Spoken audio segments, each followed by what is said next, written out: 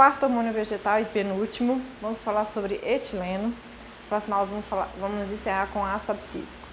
Bem, o etileno ele é muito curioso, né, que ele tem algumas características bem peculiares. Primeiro que é um hormônio gasoso, então vamos ver que existem algumas diferenças com relação aos outros hormônios e algumas atividades fisiológicas bastante interessantes, né, e bem curiosas, inclusive. E a busca de manipular o etileno é algo que já vem há um bom tempo ao longo da história do homem, né? Então, se nós fizermos aqui uma observaçãozinha, o etileno é extremamente simples, apenas 2 carbonos com uma dupla ligação, é um hidrocarboneto, um gás insaturado, ele é inflamável, praticamente insolúvel em água e facilmente oxidado a óxido de etileno. E tem um peso molecular bem pequenininho, né? Então, é um hormônio gasoso, diferente dos outros hormônios vegetais que nós vimos até então. Se a gente contar um pouquinho do histórico, de como que o etileno foi descoberto e desde quando a gente utiliza etileno, né, no cultivo de plantas e na manipulação de frutos principalmente, desde a época ali dos egípcios já existem relatos de que era feito incisões em figo e essas incisões no figo aceleravam o amadurecimento. É igual a história que a gente faz em casa com mamão, né, de fazer as incisões no mamão para acelerar o amadurecimento, é o mesmo princípio. Depois, quando as cidades começaram a ser iluminadas com lampiões, esses lampiões liberavam gases, né? E as árvores onde esses lampiões eram fixados, caíam as folhas. Outro relato também é do crescimento horizontal em ervilhas, que é a típica resposta tríplice quando crescia em altas concentrações de etileno. E outra observação também, já no século XX, é de que fungos que contaminam frutos produzem compostos, né, que então foi descoberto que era o etileno, que favorecia o apodrecimento desses frutos. Né? Então aqui, enfim, tem o figo, né, mostrando que a história das incisões no figo aumentavam o amadurecimento, aceleravam o amadurecimento. Então olha só, aqui no citros nós vemos uma laranja, né, tipicamente aquela que a gente esquece na fruteira, contaminada com fungo. Ele tem um detalhe do fungo, penicillium, que também é um alto produtor de etileno e assim favorecendo o amadurecimento desse fruto. E por fim, um outro relato muito interessante, já no começo do século XX, na década de 30, era que o etileno, liberado então por fumaça, favorecia a sincronização de floração de abacaxi. Né? E até hoje ainda é utilizado como uma estratégia de sincronização de floração, a borrifação com etileno. Bem, onde que o etileno é produzido na planta e em que situação esse etileno é produzido? Então ele pode ser produzido em quase todas as partes do corpo da planta. Embora a taxa de produção ela é dependente do tipo de tecido e do estágio de desenvolvimento que essa planta se encontra. Muito bem, a maior produção que a gente observa nas plantas é quando o tecido está velho, né, e vai cair. Então a partir da abscisão foliar e da senescência floral. São 2 momentos que têm altas produções de etileno, bem como o processo de amadurecimento de frutos. Outro fenômeno que induz muita produção de etileno é a lesão.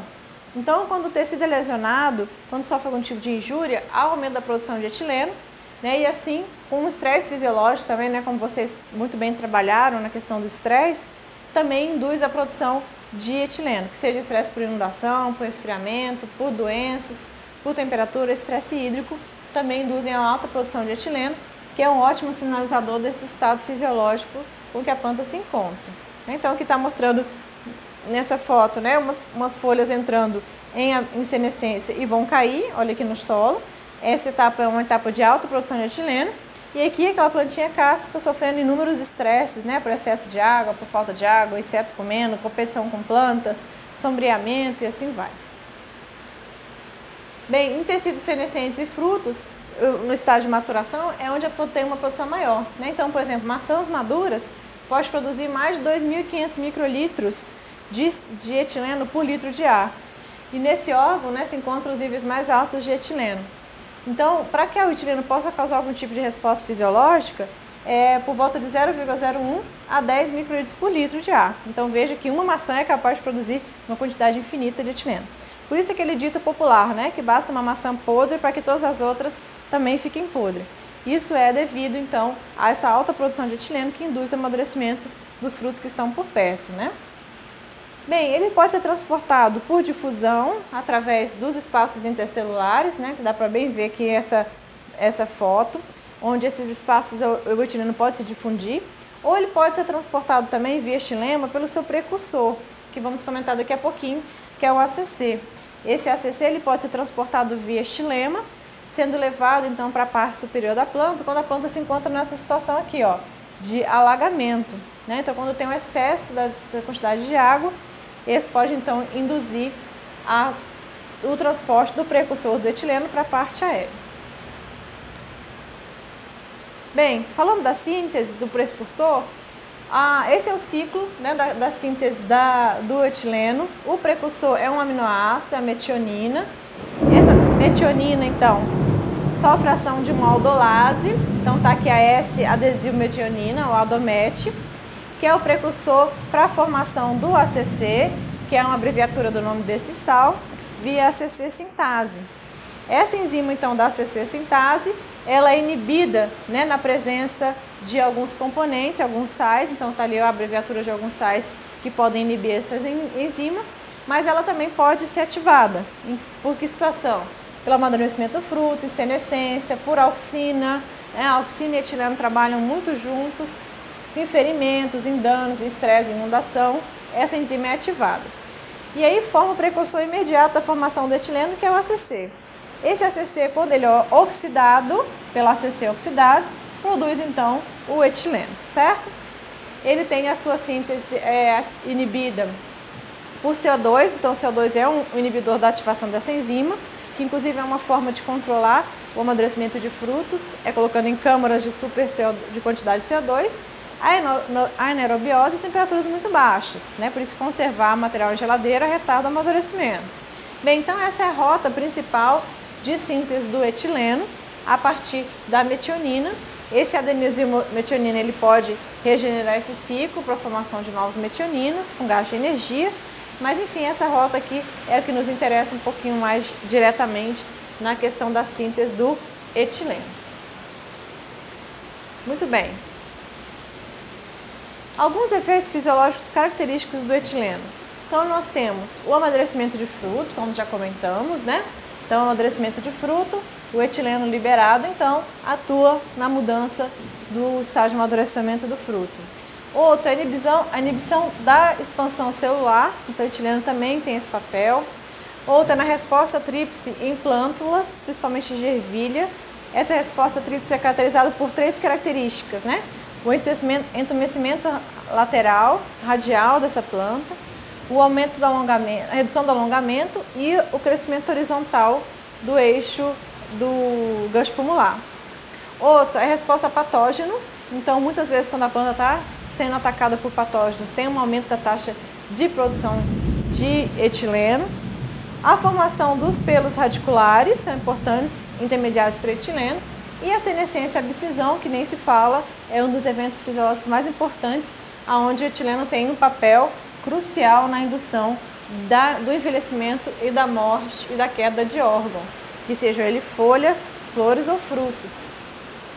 Bem, então aqui só retratando imagens do que a gente acabou de falar, né? A resposta tríplice intermediada por etileno, onde você tem um entumecimento maior radial aqui dessa plântula, que acabou de germinar, uma redução do crescimento longitudinal e um crescimento horizontal, né? Essa planta cresce horizontalmente. Então, se essa resposta é observada em uma plântula, é bem provável de que ela está sofrendo ação de etileno.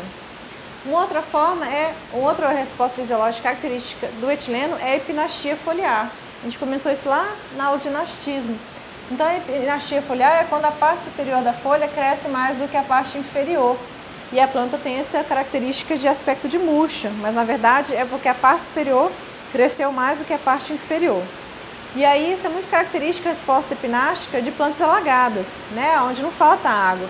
Na verdade, o que está tendo é uma superprodução de etileno. Outra é a senescência floral, né? Então aqui eu tenho flores que foram colocadas com inibidor de síntese de etileno, e aqui as mesmas flores com a mesma idade, com 14 dias, que era o controle, só tinha água. Né? Então aquela que você colocou inibidora de etileno, você vê que a flor durou bastante tempo, né?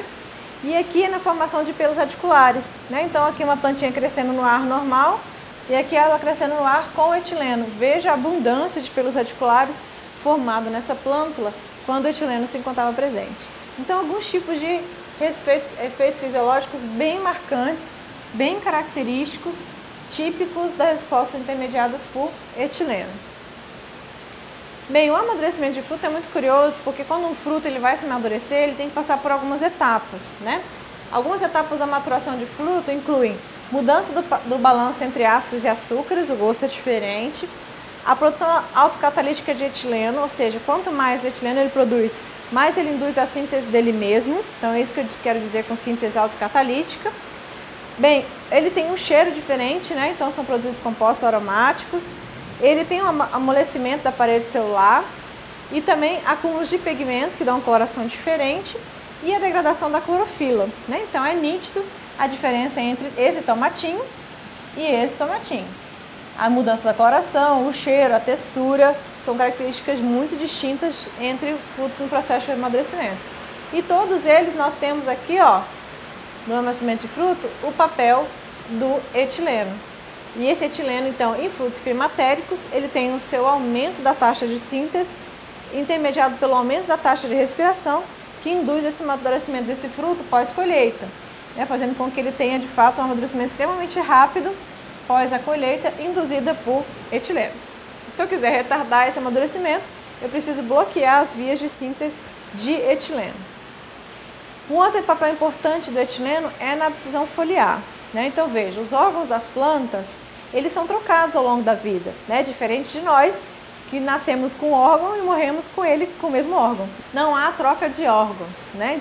Então essa troca de órgãos, que é algo sazonal, né, que acontece principalmente das folhas, que é a maquinaria onde há a produção de toda a energia que nós conhecemos no planeta como um todo, à medida que esse órgão vai sendo trocado, ele passa por processo de envelhecimento e de queda, de senescência e de abscisão. Veja, aqui eu tenho um experimento muito simples, onde a gente visualiza isso facilmente, né? Eu tenho um raminho de uma planta que eu coloquei aqui dentro do vidro, com aguinha, para não faltar água para ela. E aqui eu coloquei esse mesmo raminho da mesma planta, também com aguinha. A diferença é essa mocinha aqui, é uma maçã. Né? Então essa maçã, dentro desse vidro, a produção de etileno feita por ela, que nós vimos que são concentrações muito altas, muito mais do que é necessário para induzir algum tipo de resposta pelo etileno, ela libera então esse etileno que afeta a zona de abscisão, promovendo então a ruptura dessas células, levando com que esse órgão se separe do ramo e o órgão seja perdido. Né? Então leva à abscisão desse órgão intermediado pelo etileno produzido por essa maçãzinha, certo? Então, de fato, o etileno tem um papel importantíssimo nisso e a auxina tem um efeito contrário, né? A auxina ela previne a abscisão e a senescência de órgãos. Quando os órgãos estão envelhecendo, há uma mudança do balanço entre a auxina e etileno. Agora a auxina diminui a síntese quando o órgão está envelhecendo e o etileno de fato atua na zona de abscisão, promovendo a queda desse órgão. E um fato muito curioso, né, uma utilização prática disso, mas muito triste no fim da história, é o uso do agente laranja, né, que foi utilizado lá na Guerra do Vietnã, e a sua aplicação ela tinha o seguinte objetivo, né? Então tá aqui os aviãozinhos, eles pulverizando a floresta, né, que os aviãozinhos pulverizando a floresta, bonitinho e tal. Com que objetivo? Com o objetivo de esfoliar toda a floresta. Isso aqui, né, mostrando logo após essa borrifação, a floresta já começou a secar e logo em seguida essas folhas iam cair. Então você consegue desfolhar uma floresta inteira aplicando altas doses de auxina que induz a síntese de etileno pela planta.